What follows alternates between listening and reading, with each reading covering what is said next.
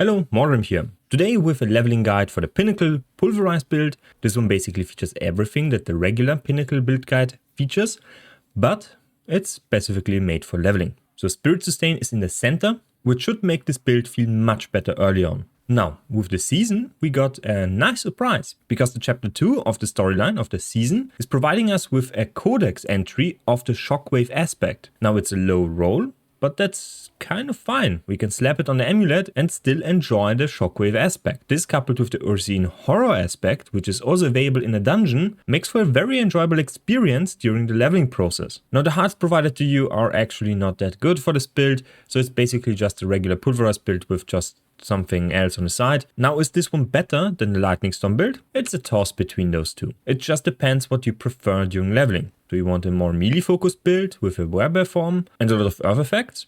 Go with Pulverize. If you liked more of that range style, go with Lightning Storm. So next I will go briefly over the skill tree. This one is on the mobalytic side, so you can see which skill and passive to pick at every level, down below up to level 60. So we are going to start at level 2 with Storm Strike, pick up Enhanced Storm Strike, and then we are going to pick Pulverize. Pulverize is going to be our spender for basically the whole game. What you're going to do is Storm Strike, Pulverize at the start, because you don't have the spirit generation yet. Next is Enhanced Pulverize, giving us an Overpower, which is exceptionally strong early, and we finish up the early levels with Fierce Storm Strike. This gives us a chance to apply Vulnerable with our Storm Strike. Primal Pulverize is giving us another 20 DR, which is also really strong. Next we want Earthen Bulwark for a defensive cooldown, giving us a ton of shield, as well as Unstoppable. This one is accessed through Enhanced Earthen Bulwark. Next we're going to max Pulverize for damage. Pick up Clarity in the companion cluster, so whenever we Storm Strike, we are shapeshifting back into a human from our Pulverize use,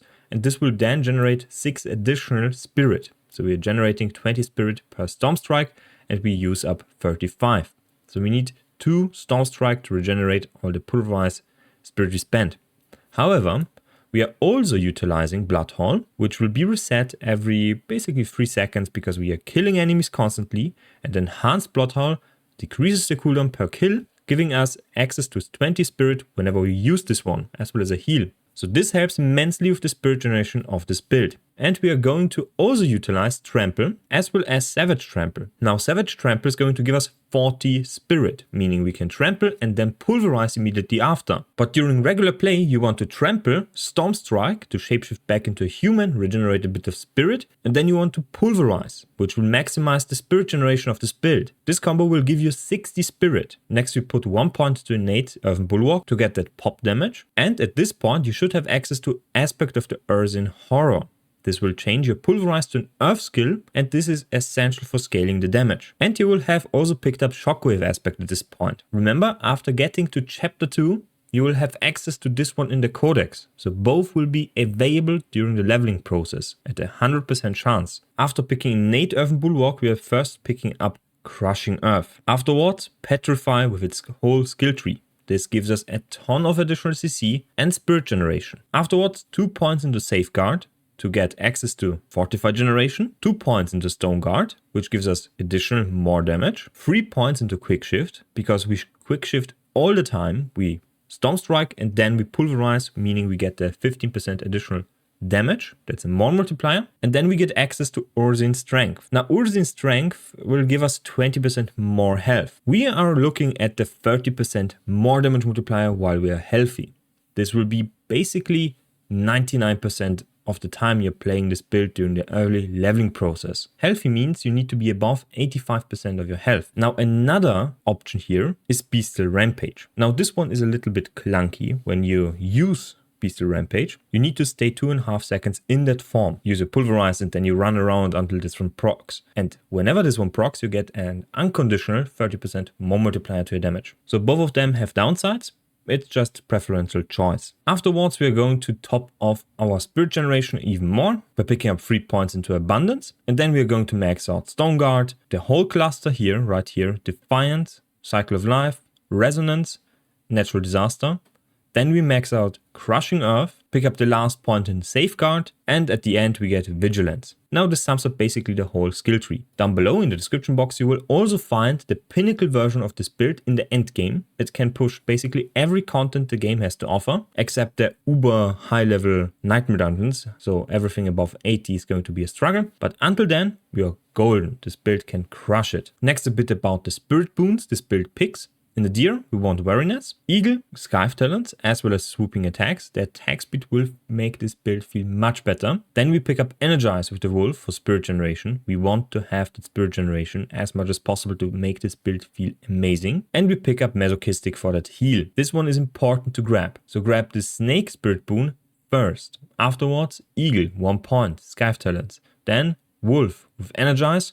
And afterwards, deer with wariness. Then we finish up all the spirit boons and pick up swooping attacks at the end. However, if you feel like you need the attack speed, get swooping attacks and get scythe talents at the end. Next up, the gems. Emerald gems in the weapon, topaz in the armor. Why is topaz important? Topaz will give you a damage reduction whenever you succeed. This doesn't mean you need to be hard to succeed. A slow is sufficient to proc this gem. So you're basically getting DR while slowed, which is amazing. You don't want to use an unstoppable buff for this. And if you do not have unstoppable up, Earthen Bulwark or Trample, you're still protected by this. So I personally prefer topazes. In the amulet and the rings, you're going to pick during leveling Picanha, Magellan Pact, and Lionheart. Later on, there are much better options. However, during leveling, those are the best you can pick. All of those will also give you armor, which will make you even tankier. Next, the aspects. In the amulet, Shockwave. You get this one through the chapter 2 reward system in the Codex. So you can imprint this one whenever you want. Gloves.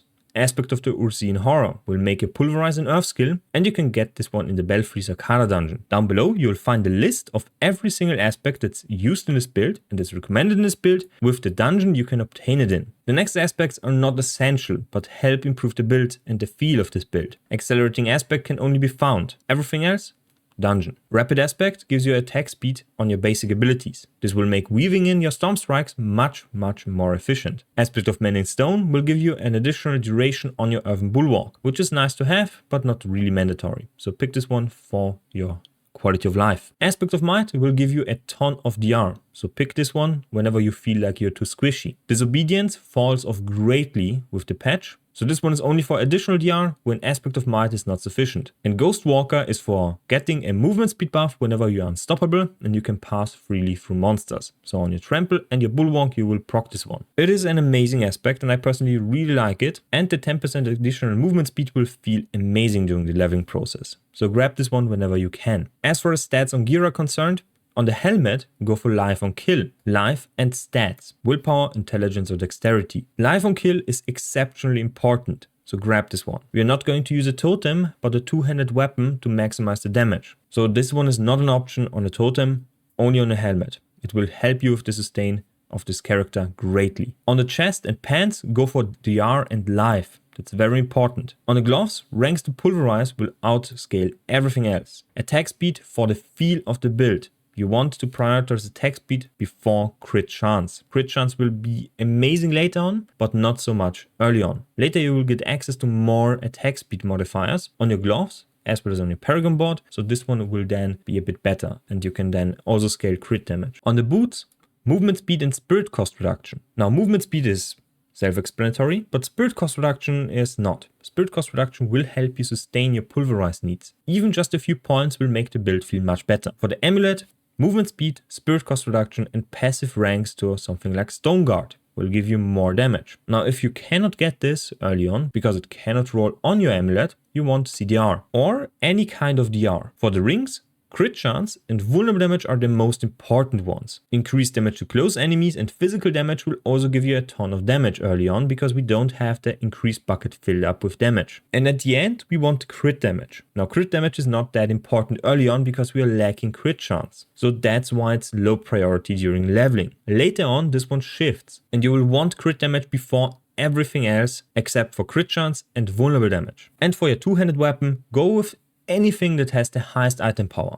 Doesn't matter what. The stats on the weapon are just something you top off on. If you have two weapons with the same item power, go for vulnerable damage, increases to damage like core skill damage, and then willpower. Now first up, the shockwave aspect, like I already mentioned, you can get it in the chapter 2 of the season.